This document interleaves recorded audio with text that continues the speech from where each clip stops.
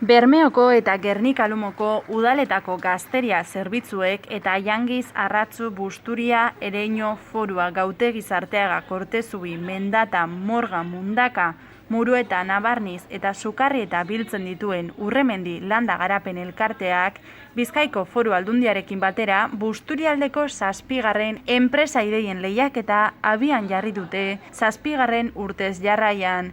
Lehiaketak enplegua sortu eta Busturialdeko gazteen ekintzailetza kultura sustatzea du helburu. Aurreko 6 edizioak kontuan hartuta guztira ia 100 enpresa ideia eta enpresa aurkeztu dira.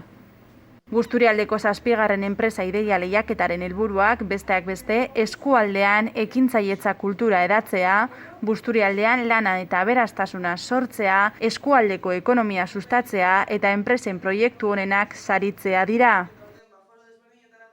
Aurreko urteetan bezala lehiaketan 18 eta 35 urte bitarteko gazteek parte hartu ahal izango dute, beti ere aurkeztutako enpresa ideia Busturialdean kokatzen bada. Halaber, posible da enpresa ideia edo 2020an sortutako enpresa bat aurkeztea.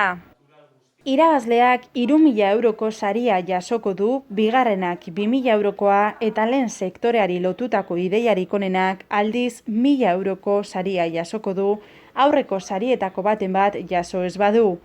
Gainera, lehen eta bigarren sarituei Arratzuko elkartegiko langune bat doan utziko zaie urte batez.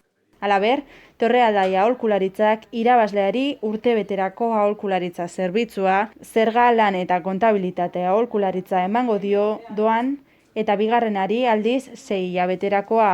Lehiaketan parte hartu nahi dutenek, datorren azaroaren 20ko ordubiak arteko epea dute beren proposamenak aurkezteko. Sari banaketa abenduan izango da.